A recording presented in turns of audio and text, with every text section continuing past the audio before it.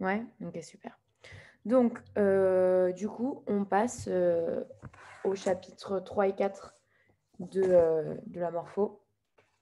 Donc, pareil, là, ce que j'ai fait, c'est que je vous ai pris en photo les cours sur lesquels j'avais bossé moi. Et je vous les je les enverrai à Dan et vous pourrez bosser sur cela. Donc, on commence. Donc, aujourd'hui, on est sur mise en place de la face et de la cavité buccale et formation du squelette crânio-facial.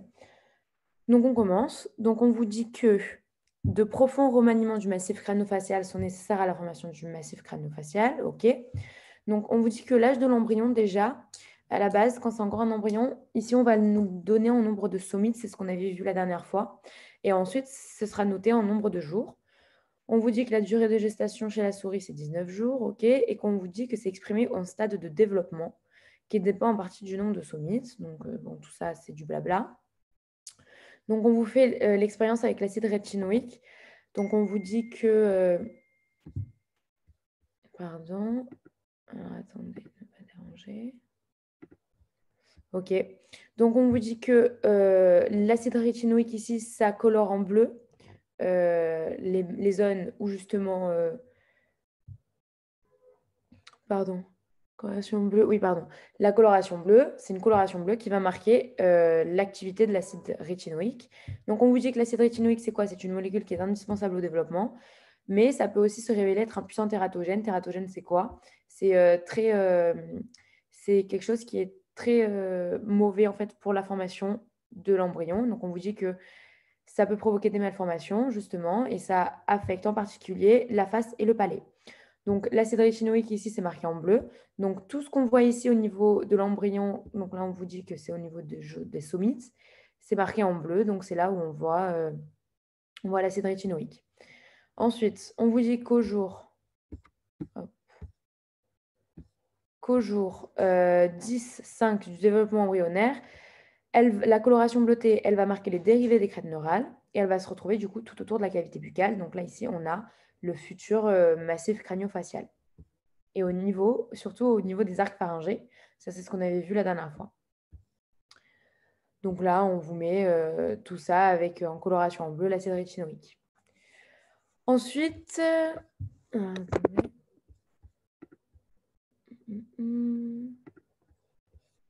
ensuite, au niveau de la mise en place de la face, on vous dit que la face, justement, elle va s'effectuer, sa mise en place, elle va se faire entre la 4e et la 10e semaine du développement chez l'homme, attention, qu'elle est indissociable de la formation des arcs pharyngés et de leur colonisation par les cellules issues des crêtes neurales céphaliques, donc céphaliques au niveau de la tête, c'est pareil ce qu'on avait vu la dernière fois. Donc là, on vous met des petites photos donc, au niveau de la 4e semaine, de l'embryon rectiligne, le neuropore crânial qui est encore ouvert, le caudal qui est encore ouvert, qui ne s'est pas fermé. Et voilà. Et après, on vous marque avec les bourgeons, le premier arc, deuxième arc, etc., etc. Ensuite, on passe, donc mise en place de la phase, vraiment semaine 4. Donc, on va voir la semaine 4. Ensuite, il y a les semaines 4, 5, 5, 6 et 6, 7, 7, 8 et 7, 10 directement. Donc, semaine 4, c'est bien le stade de fin de 28 somites. Donc, au début, on vous dit que l'embryon mesure 2 mm, que les régions crâniales et cervicales constituent environ la moitié de la longueur de l'embryon. Bon, donc, tout ça, ça n'a pas été demandé. Qu'il est encore rectiligne, que les somites vont former des saillies qui sont nettement visibles à sa surface, que donc leur nombre sert à exprimer l'âge de l'embryon. Et au niveau du tube neural, il est fermé en regard des somites, mais ouvert au niveau des neuropores, donc des neuropores caudales et des neuropores crâniales. Au milieu, donc, on nous dit qu'on a l'apparition des plis limitants. Ils vont être céphaliques et caudales, donc au niveau de la tête et du bas. On va avoir la fermeture du neuropore crânial. Donc, c'est à J24 qui se ferme. Ça, je l'ai rajouté. Et c'est les 2 premiers arcs pharyngés qui sont visibles. Au niveau du cœur, ça va former donc une volumineuse saillie sous l'embryon. Pour le neuropore postérieur caudal, on a 3 arcs pharyngés avec les fossettes auditives. Lui, il se ferme à J26. Et on a une apparition de l'ébauche du membre supérieur. Au niveau des courbures mésencéphaliques et cervicales, elles vont apparaître au niveau de l'encéphale. Et à la fin du stade de 28 somites, il mesure, donc au début du 28 somites, il mesure 2 mm, à la fin, il mesure 5.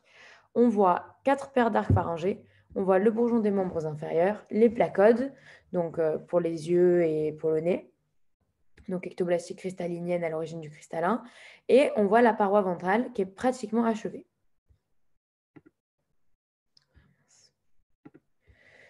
Ensuite, donc ça c'est fait. Donc au niveau de la semaine 4, 5, 5, 6, ce qu'il faut retenir, c'est qu'il y a la dépression nasale.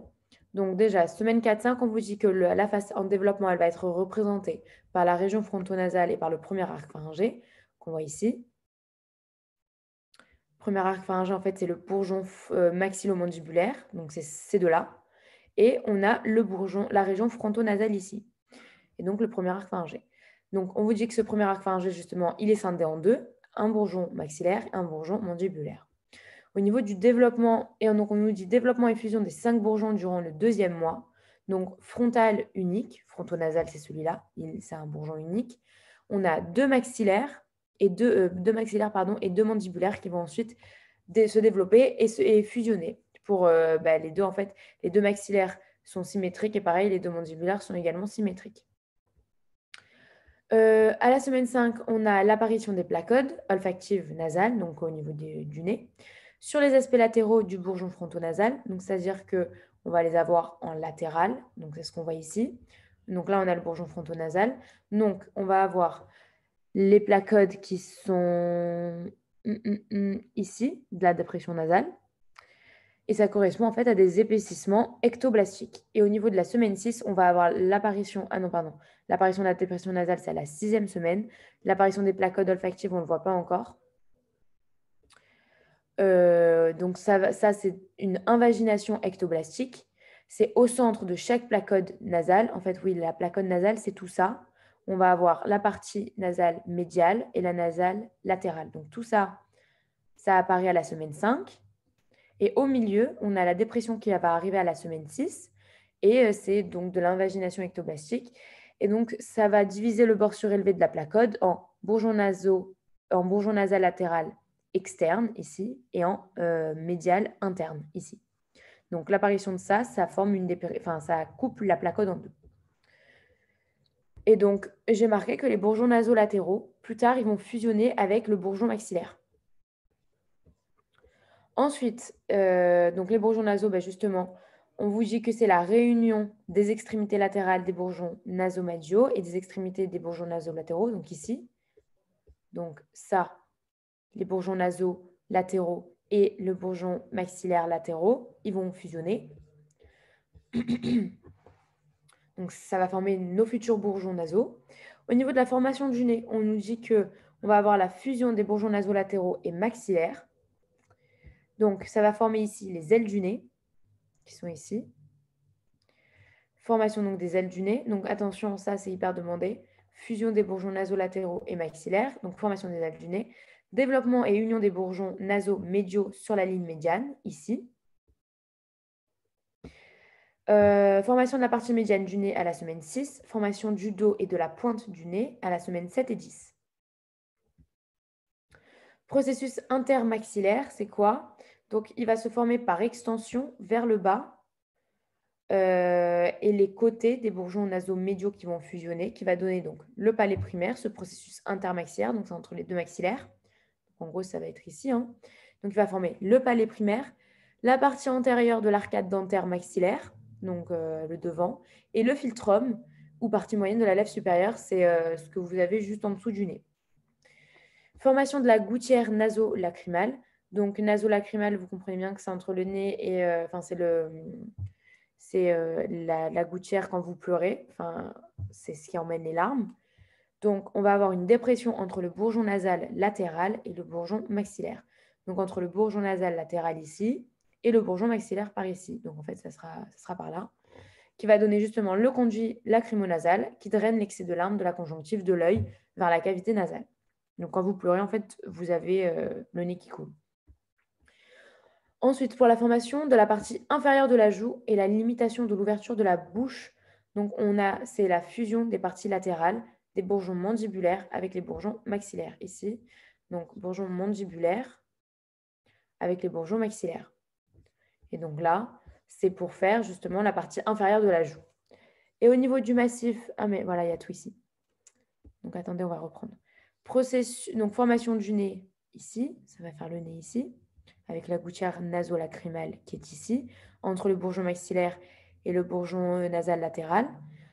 La formation de la partie inférieure de la joue, donc ça va être ici, au niveau des bourgeons mandibulaires et maxillaires. Donc par ici, tout ça là. Ensuite, le massif, qu'est-ce qu'on a raté? La gouttière naso-lacrymale, elle est ici. Non, mais ça, on l'a déjà vu. Et le massif latéral de la face, du coup, qui va être à l'origine des parties latérales de la lèvre supérieure et de la joue. Et on vous dit que c'est constitué justement par la confluence entre les extrémités des bourgeons maxillaires et par le processus intermaxillaire. Donc, le processus intermaxillaire, c'est censé être ici. Voilà. Processus intermaxillaire, donc entre les deux bourgeons nasomédiaux. Et là, on a le bourgeon mandibulaire. Donc là, on aura le futur philtrum par ici.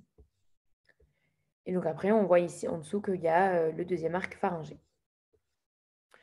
Donc au niveau de la formation de la cavité nasale, donc au niveau des semaines 5 et 6, on va avoir l'invagination des dépressions nasales.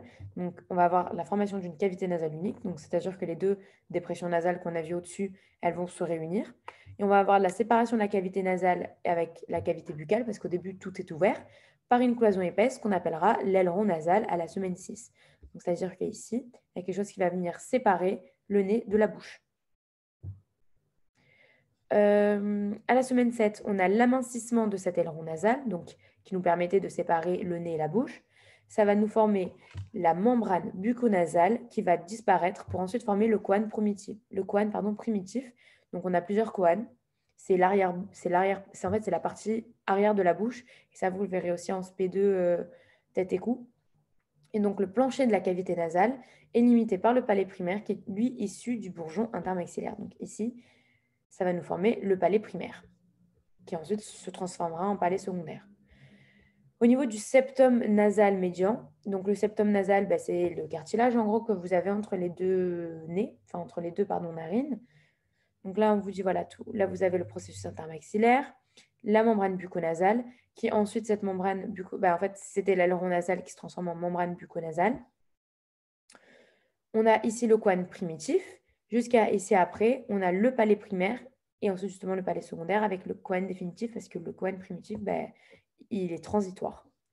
Donc le septum nasal médian, donc sur cette coupe-là, on ne peut pas le voir. Non, on ne peut pas le voir. C'est de face qu'on voit normalement le septum nasal. Donc il est formé, on vous dit, à partir du bourgeon frontonasal et des bourgeons nasaux médiaux. Il va s'allonger vers le bas pendant la formation du palais secondaire ici. Donc en fait, si en fait on le voit, c'est ça. Il va s'allonger vers le bas parce que vous voyez au début qu'on n'en a pas. Il s'allonge vers le bas pendant la formation du palais secondaire.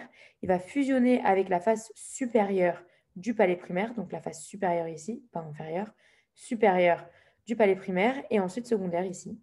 Et il va donc séparer les fosses nasales droite et gauche. Donc en gros, votre narine droite de votre narine gauche. Ce que vous avez au milieu, c'est votre septum nasal médian qui des fois peut être dévié chez certaines personnes.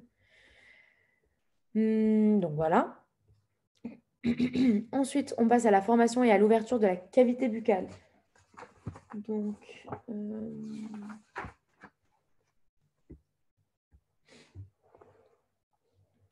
on vous dit comment se forme plus spécifiquement la cavité buccale. On vous dit que lors de la formation du mésoderme à la 3e semaine du développement embryonnaire, il persiste 2 zones circulaires d'accollement entre ectoderme et endoderme. Donc, ces deux extrémités de l'intestin primitif, on a la membrane bucco-pharyngée côté céphalique et la membrane cloacale côté caudal. Donc, la cavité buccale primitive, on l'appelle stomodéum. C'est en fait le plafond, c'est le plancher de la cavité buccale. On vous dit qu'elle est centrée qu'elle est au centre de l'ébauche de la face à la fin du 1er mois, qu'elle va être délimitée justement en haut par l'extrémité du bourgeon frontonasal. Donc, c'est ça le bourgeon frontonasal. Donc, stomodéum, on est là pour la cavité buccale primitive. Donc, en haut, elle est limitée par le bourgeon frontonasal qui lui renferme, donc on vous dit l'extrémité antérieure du tube neural, qui forme le plafond du stomodéum du coup, et qui par la suite, le palais constituera la limite supérieure de la cavité buccale, forcément, puisqu'ici après on va avoir le palais. Que latéralement, c'est limité par les bourgeons maxillaires, ici, et que en bas, c'est limité par les bourgeons mandibulaires, qui eux, les bourgeons mandibulaires, ils fusionnent à la 4e semaine du développement, qui forment du coup le plancher, donc l'inférieur, quoi, du stomodéum ou cavité buccale primitive. Et ils vont former, on vous dit, une fissure médiane, qu'on voit ici, à l'endroit où ils se rejoignent sur leur partie inférieure, qui disparaîtra durant la 5e semaine pour donner justement la lèvre inférieure. Et on vous dit qu'ils sont séparés des bourgeons maxillaires par les sillons justement intermaxillaires qu'on avait vus ici. Au niveau, donc au 2e mois, on vous dit qu'au début, la cavité buccale, elle a l'aspect d'une fente élargie, mais que pendant, on va avoir la fusion des portions latérales des bourgeons maxillaires et mandibulaires, avec donc du coup la formation des joues ici, qui vont fusionner et ça nous formera les futures joues. Au niveau de la rupture de la membrane bucco-pharyngée, donc au niveau céphalique, au niveau de la tête, cette rupture de la membrane bucco-pharyngée, elle se fait aux environs du 24e jour et qu'en fait, elle va faire communiquer la cavité buccale primitive avec la partie antérieure ou pharyngée de l'intestin primitif, donc de ce qui est derrière. Donc jusque-là, tout ça, ça n'a pas été demandé, mais c'est plutôt simple. Donc justement, là, on rentre dans la formation du palais. On vous dit que c'est le véritable toit de la cavité buccale, qu'il est le plancher des fosses nasales. Donc ça, il faut bien comprendre que là, il y a la bouche, là, il y a le palais. Donc au niveau de la bouche, c'est la partie supérieure, mais au niveau du nez qui est juste au-dessus, c'est la partie inférieure. Il faut bien comprendre que c'est comme l'étage, ça c'est le rez-de-chaussée, et ça c'est l'étage numéro 1. Donc, on vous dit que le rôle du palais chez les mammifères, c'est l'alimentation, succion, déglutition, phonation. Phonation, c'est quand on parle. Déglutition, c'est quand on mange. Enfin, quand on déglutit, justement, que ça passe de la bouche à l'œsophage. Au niveau des caractéristiques, on vous dit que c'est un élément majeur du développement crânio-facial, qu'on vous dit qu'il résulte de la confluence dans une suture en forme de Y de 3 bourgeons. Donc là, normalement, on a après, voilà, on va avoir le schéma. Donc, qu'il résulte de la confluence dans une suture en forme de Y de 3 bourgeons, du bourgeon prémaxillaire qui en fait était le palais primaire, et des 2 processus ou bourgeons palatins. Les bourgeons palatins, on ne les a pas encore vus et on va les voir. La fusion de ces 2 bourgeons va impliquer une jonction ou suture locale de leur épithélia de recouvrement. Donc, en gros, l'épithélium, en fait, on dit qu'un épithélium, des épithélias de recouvrement, une dispersion de cette barrière épithéliale. Donc ça va se disperser, qui va aboutir à une continuité du mésenchyme. Et on nous dit que c'est un processus morphogénétique qui aboutit au cloisonnement du stomodéum, je vous le rappelle, c'est la cavité buccale primaire, donc en cavité buccale définitive et en fosse nasale. Donc on vous dit bien que le stomodéum, il va donner la cavité buccale définitive et les fosses nasales.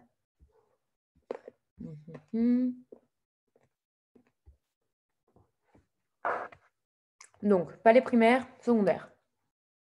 Pardon. Au niveau du palais primaire, on vous dit qu'il se forme en avant du foramen incisif. Le foramen incisif, vous ne l'avez pas là, je crois, mais lié après. On va le voir après. Ah voilà, je l'ai fait. Le foramen incisif, c'est ça. En gros, ça, c'est votre mâchoire. Donc ça, c'est votre mâchoire avec vos dents ici. Le foramen incisif, c'est ici. Mais il y aura un schéma mieux fait après. Donc, le palais primaire, on vous dit que c'est en avant du foramen incisif. Donc, ça veut dire que c'est toute cette partie-là qui contient les 4 incisives, donc les 4 dents de devant, maxillaire, forcément, pas mandibulaire. De maxillaire, c'est-à-dire de la mâchoire supérieure. Et attention, pas de la mâchoire inférieure.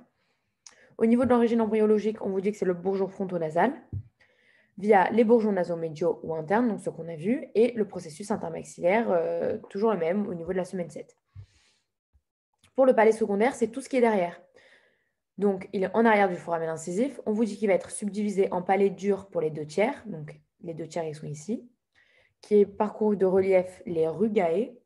Donc, c'est ce que si vous ouvrez la bouche là, vous regardez votre palais, enfin votre mâchoire supérieure, vous allez voir que vous avez des petites lignes sur votre palais.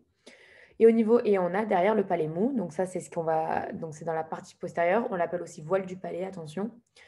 Et donc, on vous dit qu'on trouve la luette sur le bord postérieur. C'est ce qui nous donne le réflexe nauséeux, là, quand on fait vomir quelqu'un. Et au niveau de l'origine embryologique, celui-là, il est formé par le premier arc pharyngé et par aussi les bourgeons maxillaires. Emmanuel, je crois qu'on l'a plus, cette partie. Vous l'avez plus non plus? Non. Genre, nous, on s'arrête là, je crois. Enfin, avant. On a juste le truc fusion quand les deux palais ils se mettent ensemble et c'est tout. Ah, alors attends. Donc là, tout ça, après, vous avez pas les bourgeons palatins et tout? Non, je crois pas. Alors attends, je vais aller Euh, chercher le PDF. Euh, Alors. enfin, on l'a, mais c'est dit en une phrase, quoi. Ah ouais? Alors attends, je l'avais sûrement par ici. Je crois que c'est celui-là. Non. Alors, non, toujours pas.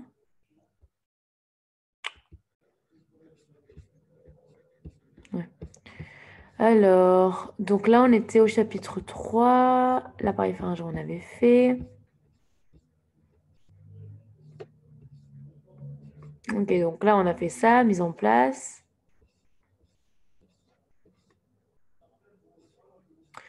Ah, ok. Alors, là, on a la formation des cavités nasales, formation et ouverture de la cavité buccale. Ok, ok, ok. Donc là, on a le palais primaire, palais secondaire. Et en fait, nous, qu'est-ce qu'on avait là? Ah, ok, donc vous n'avez plus les bourgeons palatins. Donc ça, vous avez, hein? Ah non, alors attends. Bah, c'est juste dit en une phrase. Palais primaire, à savoir le bourgeon frontonasal, ça. Bourgeon participation de ce événement complexe à la base, défense palatine, ok. Et après, on vous fait direct développement du palais secondaire. Donc ça, vous avez pas, en fait. Vous avez juste ça, c'est ça? Ça, vous avez. Donc celle-là, vous l'avez pas. La page 9, marquez que la page 9 ici, vous l'avez pas. Enfin, c'est la page 10. Que donc ça, du coup, bourgeon palatin, vous l'avez pas non plus. Ah, mais en fait, vous n'avez pas cette partie, je crois, hein. Vous avez développement du palais secondaire, croissance, donc ça, vous avez ici. Croissance de juxtaposition, vous n'avez pas cette partie-là. Vous n'avez pas les bourgeons palatins. Donc on passe ici. Donc on vous dit chronologie chez la souris du développement du palais secondaire. Donc là, vous avez les photos en couleur, c'est mieux. Donc chez l'homme, on vous dit que c'est la 6 à la 12e semaine. Donc on a l'élévation et la juxtaposition. En fait, le truc, c'est que c'est un petit peu bête parce qu'on vous parle des bourgeons palatins là. Et ici aussi, vous parlez des bourgeons palatins. Je pense que pour vous, pour votre... je pense que c'est plus intéressant de les faire, en fait, les bourgeons palatins. Même pour vous, pour apprendre, on vous dit juste, mais c'est très court, hein. On vous dit que les bourgeons palatins, ils s'individualisent à partir des bourgeons maxillaires et que c'est du mésenchyme. Donc là, on vous dit que les bourgeons palatins, donc on a une élévation et une juxtaposition des bourgeons palatins qui sont ici. Donc ils vont là. Ils sont d'abord verticaux, ils vont se développer, s'élever, ils vont changer d'orientation, ils vont devenir horizontaux. À la base, donc, ils étaient verticales et ils deviennent horizontaux. Donc ça, on vous le dit, hein. OK? Et ils viennent au contact sur la ligne médiane. Ça veut dire que les deux, ils vont venir se rencontrer sur la ligne médiane. Au niveau de l'adhésion, on a les deux épithéliales de recouvrement des bourgeons palatins, donc formation, et on a la dispersion. Donc c'est ce qu'on disait tout à l'heure, la dispersion-fusion, ce qu'on a vu ici, là, qui aboutit à la continuité du mésenchyme. Donc dispersion-fusion, ici. Et en fait, là, vous voyez qu'il y avait une différence entre les deux. Et en fait, ça fuse, enfin, il y a une fusion entre les deux, et donc ça fait une continuité des mésenchymes. Ok, ensuite, on est sur la chronologie chez l'homme. Ah ouais, ok, ça, après, vous n'avez plus rien. Donc ça, vous n'avez pas. Mais après, autant il va rajouter à l'oral, non? Enfin, ou c'est pas possible.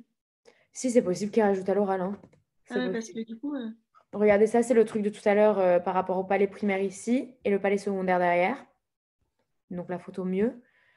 Et bon, en vrai, là, il reste que 2 pages, hein. Donc, il reste ça qui apparemment n'y est pas, mais bon, ça ferait beaucoup à rajouter. Et c'est bon, après, c'est peut-être possible parce que ça, tout ça, il aimait beaucoup. Et après, il y a ça, juste ça, gardez-le parce que c'est la photo qui se rapporte 2 pages avant. Et ça, par contre, il vous l'a mis, hein, les fentes labiopalatines ou fentes palatines, fentes labiales. C'était marqué, mais il a mis en. Les perturbations de ces événements complexes sont à la base des anomalies congénitales, fentes palatines, qui peuvent être diagnostiquées in utero ou à la naissance. Donc ça, il vous l'a mis. Et après, là, c'est les annales. Et à partir de là, on passe directement au chapitre 2, justement, c'est formation du squelette crânio-facial que vous avez ici. Donc là, j'avoue, dans mon truc, il n'y a pas de page qui les différencie, mais vous voyez que c'est après les annales. Donc voilà. Mais Emmanuel, Oui. est-ce que tu pourras demander à Dan qui nous l'envoie? Parce que je crois qu'il nous a pas envoyé le premier. Enfin, à part si je ne l'ai pas reçu, mais je crois que Ah on a pas. ouais, moi, je lui ai envoyé à Dan, hein. Ah, mince. Alors, est-ce que je peux vous l'envoyer ici, peut-être? Converser, fichier. Le premier, moi, je vous l'avais envoyé, mais j'espère qu'il va vous l'envoyer. Alors, attends. Votre ordinateur. Est-ce que vous voyez là ce que je fais? Oui. Alors, bureau, téléchargement. Alors, regardez, Morpho 1 Midi Concours. Non, Donc, non. ça, dites-moi si vous l'avez reçu. Ça, c'est envoyé. Ensuite, il vous manque formation et devenir de l'appareil pharyngé. Ça, c'était le deuxième. Vous les recevez là? Je crois, je vais essayer de les ouvrir, mais je crois que c'est bon. Et pour le dernier, où est-ce que je l'ai mis?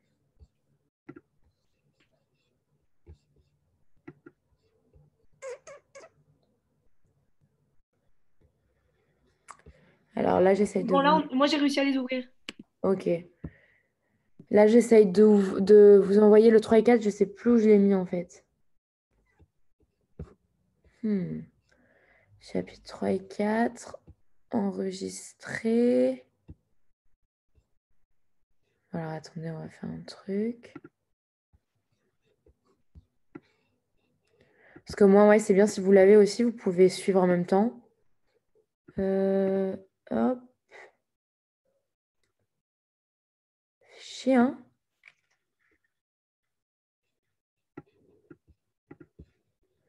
Désolée, hein, mais attendez. Non,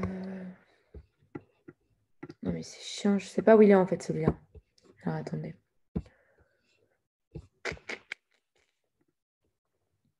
Votre ordinateur. Morpho. 3 et 4. Ok. Et je vous envoie le dernier. Dites-moi si vous l'avez. Vous voyez tous mon écran là? C'est bon? Oui. Oui, c'est bon. Ok. Vous avez pu les ouvrir? On a les 3 premiers. Enfin, oui, c'est bon, on les a tous. Ouais. Là, en gros, il y a les deux premiers, c'est un chapitre 1, chapitre 2. Et le troisième, il y a les deux en même temps. Ok? Top. Allez, on continue. Donc là, on passe sur formation du squelette crânio-facial. Mais alors, ce qu'on va faire, c'est qu'on va peut-être mettre les deux ensemble pour voir ce que vous avez fait ou pas. Vous voyez tout là quand même? Oui, c'est bon. Alors, attendez que je mette bien. Hop. Ok. Ça et ça, on met comme ça. Donc, formation du squelette crânio-facial, ça, normalement, vous avez tout. Ah non! Quoi? Non, attendez. Non, ça, c'est bon, hein? Ouais, c'est bon. Alors, on vous dit, donc, pour la formation du squelette crânio-facial, on vous parle des gènes OX, justement, c'est ce qu'on on en avait abordé. Pardon. On l'avait abordé au premier cours. Donc, on vous dit qu'il existe des marqueurs moléculaires contemporains des processus de morphogénèse qui sont exprimés de façon segmentaire. Façon segmentaire, ça veut dire pas tous en même temps, qui vont respecter des limites morphologiques des rhombomères et des arcs pharyngés. Les rhombomères, c'est ça en fait, mais on ne vous demande pas de les apprendre. Et donc, c'est dont les gènes OX. Donc, il y en a plein, mais ici, on va vous parler des gènes OX. Donc, on vous dit que c'est les mieux connus, qui vont être groupés en complexes selon l'axe rostrocaudal. Donc, rostrocaudal, je ne sais pas si vous vous souvenez, c'est de bas en haut, quoi, enfin de la tête au pied. Donc, céphalique caudal. On vous dit qu'ils ne sont pas exprimés par les cellules des crêtes neurales qui sont issues des rhombomères 1 et 2. Donc, pas des cellules de rhombomères 1 et 2 ici. Mais par contre, ils vont être fortement exprimés par les cellules des crêtes neurales du deuxième arc pharyngé. Donc tout ça, c'est bête, c'est méchant, vous les apprenez comme ça, quoi. Au niveau des cellules des crêtes neurales, on vous dit qu'elles sont issues du rhombomère 3. Donc, on vous dit que les cellules des crêtes neurales qui sont issues du rhombomère 3, elles meurent par apoptose. Donc, c'est ce qu'on vous disait la dernière fois, je crois que c'était par rapport aux mains palmées, et qu'ensuite, en fait, on a des palmes, et qu'ensuite, tout ce qui est entre nos doigts, ça meurt par apoptose.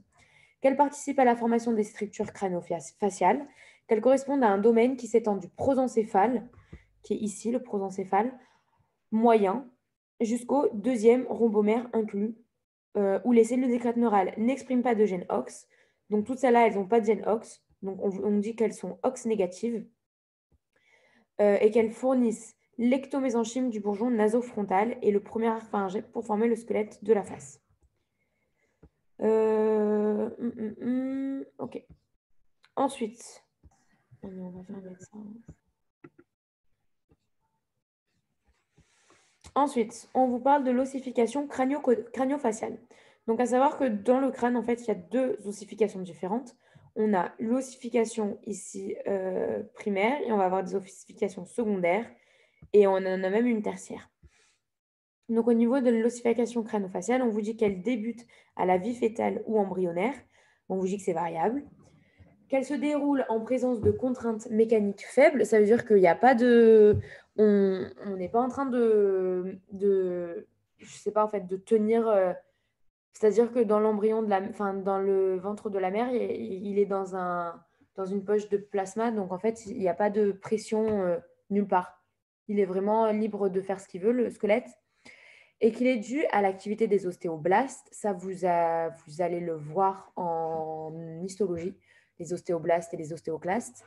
C'est dans les tissus. Donc, il est produit, donc cette ossification primaire, elle va produire un tissu osseux primaire qui est plus ou moins fibreux.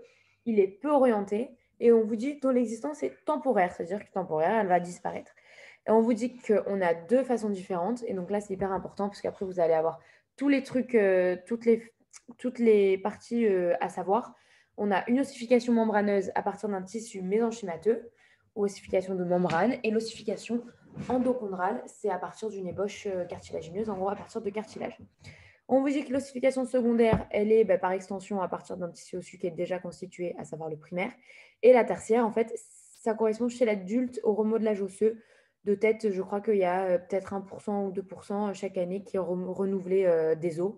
Donc, pas seulement au niveau de la tête, enfin, pas seulement au niveau du crâne, mais vraiment au niveau de tout le corps. Et on nous dit que cette régulation, elle est sous la dépendance de nombreux facteurs de régulation systémiques, donc dans le sang, et locaux au crâne, quoi.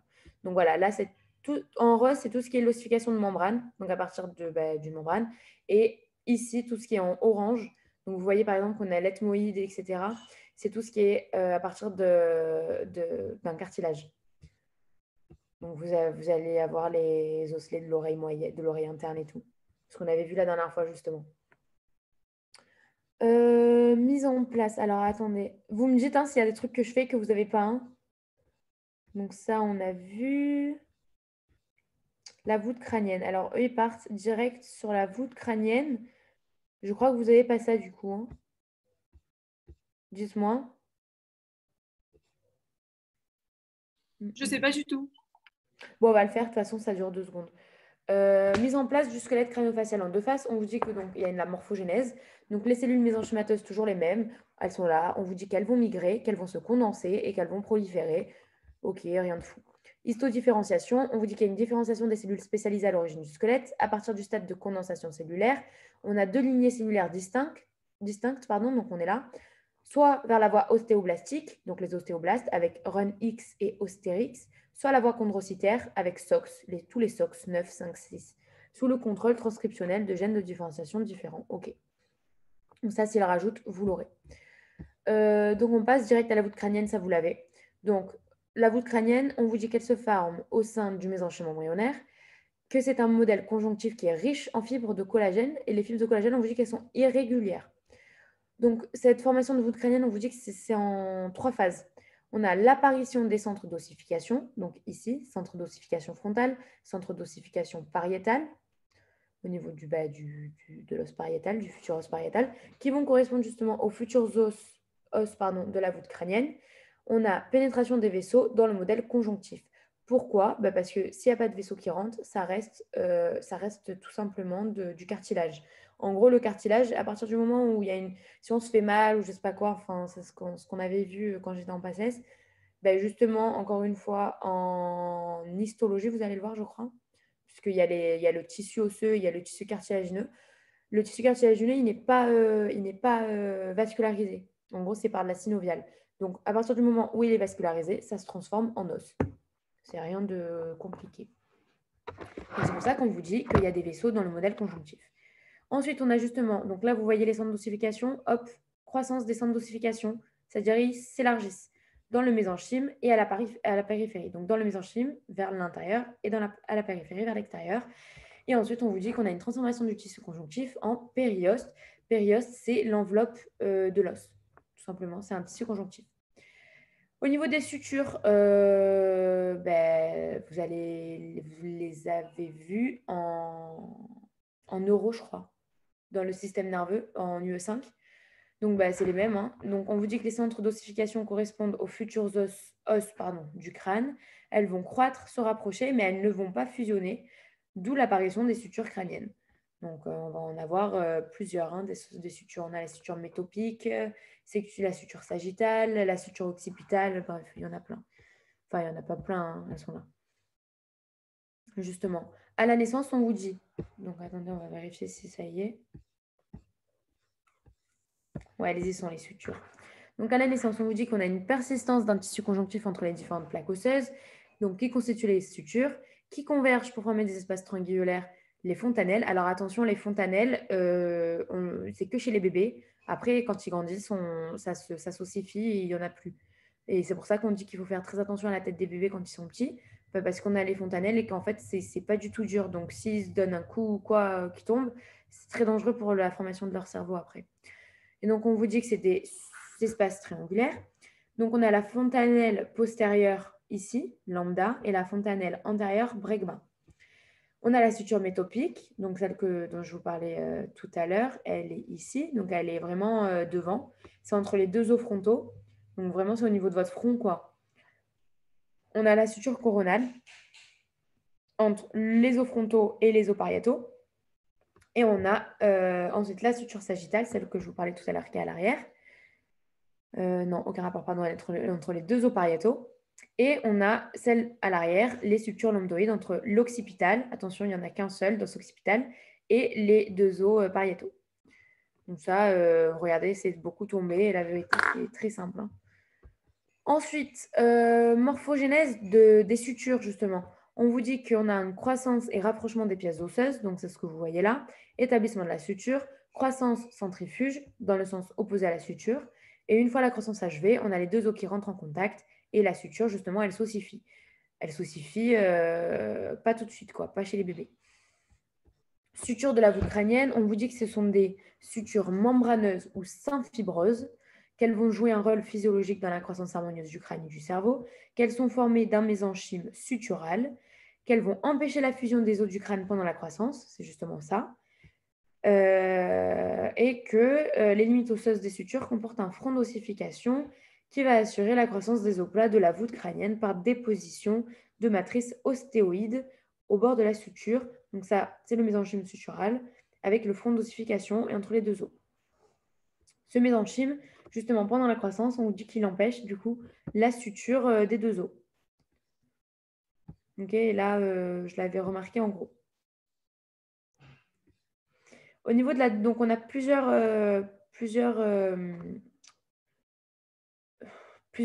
comment on dit? Bon, je ne sais plus. Plusieurs... Attendez, je vérifie que ce soit bien. Donc, ouais, vous ne l'avez pas, je crois ça. Rôle du périoste, vous avez directement. Non, je crois que vous l'avez. Ouais, vous avez ça en fait. Mais bon. Donc ça, je crois que vous ne l'avez pas. Hein. Il n'y a pas marqué la Durmer sur le truc. Vous avez ça par contre. Croissance appositionnelle. Donc on vous dit qu'elle est parallèle à la croissance crânienne suturale, que les ostéoblastes, ils sont situés sous le périoste. Donc là, vous avez le périoste. Donc là, vous avez les ostéoblastes. Et là, justement, c'est ce que je vous parlais tout à l'heure, vous avez les ostéoclastes. Donc les ostéoblastes, ils vont faire de l'os. Les ostéoclastes, ils vont résorber l'os. C'est tout simplement blast ou claste, ça dépend. Donc les ostéoblastes, ils sont situés sous le périoste. Ils vont sécréter une matrice osseuse sur la surface externe de l'os. Donc c'est ici. Tandis que les ostéoclastes, eux, ils sont à l'intérieur. Donc ils sont vraiment dans la partie endocrânienne. Ils vont résorber l'os. Et en fait, on vous dit que ça explique la décourbure progressive des pièces osseuses. Pendant qu'ici, ça forme de l'os, ici, ça résorbe de l'os. Donc en fait, progressivement, tout ça là, ça monte. Hop, hop, hop, hop, hop, hop, hop. Donc c'est ce qu'on appelle justement une croissance appositionnelle de l'os. Voilà. Au niveau du chondrocrâne, donc on vous dit que de façon concomitante au développement de la voûte crânienne, on va avoir le développement de la base du crâne et des os de la face. Donc ce qu'on appelle le viscérocrâne. On vous dit qu'on a une condensation du mésenchyme issu du mésoderme paraaxial, attention, au cours de la 4e semaine. Donc mésoderme paraaxial, là vous pouvez faire un parallèle avec le premier chapitre qu'on avait fait, ou le deuxième, je ne sais plus, où on vous disait ça, c'est du mésoderme paraxial. Ça, c'est du mésoderme de truc latéral. Donc, on vous dit que c'est au cours de la 4e semaine et que c'est entre le cerveau en développement et l'ectoderme. Donc, on vous dit que on a le neurocrâne cartilagineux au chondrocrâne et après, on a le viscérocrâne on ne le voit pas tout de suite. Donc, le neurocrâne, donc c'est vraiment tout ce qui est le neurocrâne cartilagineux, pardon. Donc, on vous dit que ça consiste initialement en une série de points de cartilage qui vont fusionner, former la base du crâne par ossification endochondrale, donc à partir de cartilage. Ça va être formé de pièces cartilagineuses correspondantes aux futurs os de la base du crâne et certains os de la face, qui sont respectivement de l'arrière vers l'avant, donc vous ne faites pas avoir, le basi-occipital, le post- et le présphénoïde, le mésethmoïde et le septum nasal. Donc tout ça, c'est du chondrocrâne. Ensuite, on nous reparle justement de nos synchondroses.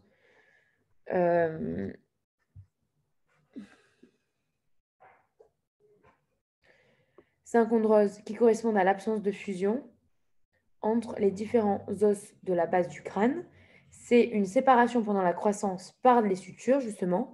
On vous dit qu'elles sont différentes des sutures fibreuses qu'on a vues juste au-dessus, qui sont des synfibreuses de la voûte crânienne. Parce que là, on est au niveau de la base. Hein. Donc, au niveau de la base, on a les synchondroses, tandis qu'au niveau de la voûte, on a des synfibreuses. Et elles vont se présenter en forme de 2 plaques cartilagineuses de croissance en miroir. Donc, vous avez le schéma ici. Et vous voyez les synchondroses. Donc, on vous dit que le rôle de la synchondrose, c'est quoi? C'est une zone de réserve. Elle est ici, la synchondrose. Elle fournit de part et d'autre des précurseurs chondrocytaires. Les précurseurs chondrocytaires, c'est ce qui va nous permettre ensuite de faire ce qu'on veut comme cellules. Donc, elles sont ici. Donc, pourquoi de part et d'autre? Parce que ça va aller vers là et vers là. Donc, de chaque côté de la suture, on vous dit que les chondrocytes vont proliférer, devenir hypertrophiques, c'est-à-dire très gros, avec une calcification de la matrice cartilagineuse. Cette matrice, elle va ensuite être résorbée et remplacée par de l'os endochondral. Et on vous dit que ça a justement un rôle considérable pendant la croissance de la base du crâne et par votre conséquence, pour la croissance de la face. Donc, c'est ce que vous voyez ici. Synchondrose, on vous dit donc que c'est une zone de réserve. C'est ça qui est important. Le mot, c'est zone de réserve ici. Chondrocyte prolifératif de part et d'autre, chondrocyte hypertrophique, et ça nous donne de l'os endochondral. Donc, par la voie cartilagineuse. Et durée de vie des synchondroses, on nous dit qu'elles disparaissent à différentes périodes de la vie, certaines avant la naissance et d'autres gardent leur activité jusqu'à l'âge adulte. Donc, c'est vraiment pour à chaque fois nous renouveler de l'os endochondral, ces synchondroses. Au niveau du chondrocrâne antérieur, on nous dit qu'il va émettre en bas et en avant une lame cartilagineuse verticale qui arme justement le septum nasal. Il est ici. Alors, au début, on dirait un peu qu'on est avec la tête d'un cochon, mais après, ça s'améliore. Hein. Donc, on a la lame cartilagineuse qui arme justement le septum nasal. C'est ça, c'est du cartilage. On l'a vu tout à l'heure, le septum nasal. On a 2 auvents latéraux qui sont accolés par leur bord interne et qui constitue la capsule nasale. On a les tiges de cartilage primaire qui constituent le cartilage de Meckel, qui est ici. Donc, ici et ici. En fait, c'est la mâchoire inférieure. Et le cartilage de Reichert, qui est ici. Donc, on a, ça c'est la styloïde du temporal. Et ici, ça, je ne sais plus ce que c'est. Et après, on a le cartilage de Reichert. Et je l'ai mis, ça, le Meckel, c'était le premier arc, et Reichert, c'était le deuxième arc. Donc, on va vérifier si on a tout ça quand même. Base du crâne. 5 endroits, c'est bon. Ouais, tout ça, vous l'avez. Hein. Donc, capsule nasale. Cartilage de la capsule nasale. Elle va présenter les deux ailes latérales de la capsule nasale et la partie centrale qui forme justement le septum nasal. On vous dit qu'on a les cartilages également voméronasaux. En fait, ça va former les futurs vomères. Vous le verrez aussi en tête et cou. Qui sont également appelés cartilages de Jacobson. C'est deux bandes étroites de cartilage qui sont situées dans la partie inférieure du cartilage du septum nasal. Pardon. Et hop, elles sont ici. Voméronasales. On vous dit que la communication entre la cavité buccale, qui est juste en dessous, vous ne la voyez pas parce que là, on est en coupe sagittale, entre la cavité buccale et les fosses nasales, elle existe à ce stade et que plus tard, justement, les bourgeons palatins, qui descendaient, je crois, des bourgeons maxillaires, hein, ça va proliférer, fusionner et donc former le palais avec la séparation cavité buccale et fosse nasale, qu'on ne voit pas encore ici. Ensuite, on vous dit le septum nasal embryonnaire. Alors que je regarde, ça y est. Ça apparaît donc comme une lame cartilagineuse. Elle s'étend dans le sens antéro-postérieur, donc d'avant en arrière. Elle est considérée comme un véritable organisateur et elle est inducteur de la croissance des maxillaires. Ça, c'est hyper important. Donc là, vous voyez, hop, on a le septum nasal. Et en fait, ce septum nasal, il va être fait par deux os différents. Enfin, deux os. Là, c'est du cartilage. Et en fait, la partie postérieure, c'est de l'os. Donc, c'est ce qu'on va voir. On vous dit que la partie postérieure, elle donnera par ossification endochondrale une partie du vomère et la lame perpendiculaire de l'ethmoïde. Donc, encore une fois, tous les os de la tête, vraiment, avec les sphénoïdes et tout, ça, vous allez le voir en tête et cou un peu plus tard. Donc là, juste sachez qu'ici, on a un petit os qui s'appelle l'ethmoïde et que du coup, il s'encastre au niveau du nez, là, devant. Et la partie antérieure, on vous dit qu'elle ne s'ossifie pas et que justement, ça constituera le cartilage nasal qu'on appelle quadrangulaire parce que ça forme... c'est quadrangulaire, quoi. Ça forme un quatuor. Je sais pas, il y a 4 côtés. 3 côtés. Bref. Voilà. Ok. Ensuite, on nous parle du cartilage de Meckel. Vous savez qu'on en a parlé, justement. Eh bien, on en reparle ici. Donc, on vous dit que le cartilage de Meckel, il provient de l'ectomésenchyme. Il peuple le premier arc pharyngé, mais ça, on l'avait vu dans le cours sur les arcs pharyngés, sur le 2e chapitre, et qui va donner naissance à 2 cartilages primaires, qu'il est tuteur de la croissance de la mandibule. Donc, en fait, la mandibule, elle se forme en 2 fois, et après, elle se fusionne au milieu. Là, c'est pour ça que quand vous touchez votre menton, en fait, vous sentez qu'à un moment, il y a une dépression. C'est là où ça s'est collé, quoi. Donc, on vous dit qu'elle est formée de 2 languettes cartilagineuses, une à droite et une à gauche, qui vont se rejoindre au niveau de la future symphyse mentonnière. Voilà, ça, c'est la future symphyse mentonnière. On vous dit que c'est visible avant tout point d'ossification qui apparaîtra en dehors du cartilage de Meckel avec l'apparition des nerfs mandibulaires. Donc, ok, ça, vous allez le voir, c'est les branches mentonnières. Là, en gros, vous avez les dents après qui viennent. Et puis, c'est tout. Au niveau justement de cette ossification de notre mandibule, donc on a 2 parties. On a le corpus. Non, on a plusieurs parties en fait. Voilà, déjà, on a le corpus. On vous dit qu'il se forme en dehors du cartilage de Meckel par ossification membraneuse, celui-là. Donc, on ne passe pas du tout par du cartilage, qui va former une gouttière osseuse, qui va comporter une lame externe et une lame interne. Et on vous dit qu'il se développe autour du nerf mandibulaire, donc c'est le 5-3, et des germes dentaires. Donc, des germes dentaires, c'est les futures dents. Ensuite, on vous dit que les cryptosseuses, en fait, les cryptosseuses, c'est quoi? C'est les trous pour les dents dans la mandibule, justement. Donc, on vous dit que c'est formé par l'os, justement, parce que tout autour, en fait, c'est de l'os. Qu'on vous dit que ça entoure le gemme dentaire pendant son développement. Dans la crypte, qu'est-ce qui va se développer du coup pour la future dent? La couronne et la racine. Ça, tout ça, couronne, racine, on le verra un peu plus tard.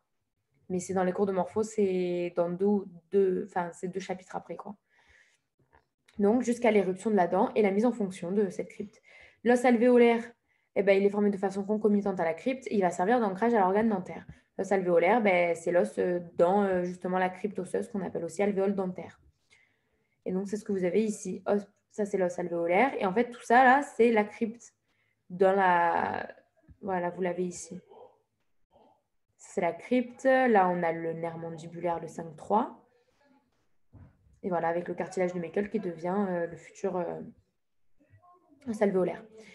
Ensuite, cartilage secondaire de la mandibule. Donc, parce qu'on a des cartilages secondaires. Donc, on vous dit que c'est en opposition au cartilage primaire. Ils apparaissent avant toute formation osseuse. Donc, c'est quoi le rôle de ces cartilages? Ils vont déjà se développer par ossification membraneuse, donc pareil que le corpus. Donc, on va avoir le ramus et le corpus de la mandibule. Cependant, on vous dit que la croissance, elle est réalisée par les cartilages secondaires, à savoir le cartilage angulaire, ici, le cartilage coronoïdien, ici, le condylien, ici, et le cartilage de la symphyse mentonnière, ici, qui va former justement une synchondrose qui participe à la croissance, qui contribue, à la croissance en longueur de la mandibule, en largeur. Durée de vie, donc à savoir que ces cartilages secondaires, ils ont une durée de vie bien précise. Par exemple, le cartilage angulaire, c'est 6 à 8 mois. Le cartilage coronoïdien, jusqu'à la naissance, après il disparaît. Et le condylien, il disparaît à 21 ans. Donc le mien, il va disparaître cette année. OK? Et on ne nous dit rien pour la symphyse mentonnière, mais je pense qu'il reste tout le temps. Donc, et là, on passe sur chaque cartilage bien précis. Alors, je vais voir si vous a pas enlevé tout ça parce que... Cartilage secondaire. Ouais, il vous a tout enlevé. Hein. Il vous a juste fait la structure histologique et après, il passe direct à l'articulation temporomandibulaire. Donc ça, il n'a pas fait, mais gardez-le parce qu'il peut l'ajouter. Donc, on passe à l'articulation temporomandibulaire. Qu'est-ce que c'est l'articulation temporomandibulaire? Quand vous ouvrez la bouche, c'est ce qui est en dessous de vos oreilles là. On vous dit que c'est une bicondyle. Donc, c'est une articulation paire, puisque vous en avez une à droite, une à gauche. On vous dit qu'elle unit la mandibule à l'os temporal. C'est une articulation synoviale complexe. Elle a 3 DDL et qu'elle fait partie des articulations les plus sollicitées avec environ 10 000 mouvements par 24 heures. C'est quand on mange, quand on parle, quand on rigole, quand on ouvre la bouche, tout quoi. On vous dit qu'il a une relation étroite avec le malleus et l'incus. Donc ça, c'est les osselets de l'oreille interne, qui est dû justement à une origine embryologique commune du premier arc pharyngé. Et on vous dit que ça explique cette situation anatomique, la gravité des pathologies de l'articulation temporomandibulaire, donc on l'appelle l'ATM, qui complique les otites des 3 premières années de la vie. Ok. Et donc là, ça c'était un truc que je m'étais imprimé en plus, que je vous ai ajouté. Hein. C'est les cartilages de Meckel, c'est un petit récap. Voilà. Et c'est tout, on a fini. Je croyais qu'il en restait encore beaucoup. Bah ouais, c'est tout. C'est tout. Est-ce que vous avez des Parfait, questions? Emmanuel. Merci. Merci beaucoup. Vous avez des questions? Ou ça va? Non, c'est bon, merci. Ok. Du coup, je vous ai tout envoyé. Voilà, hein, vous avez tout.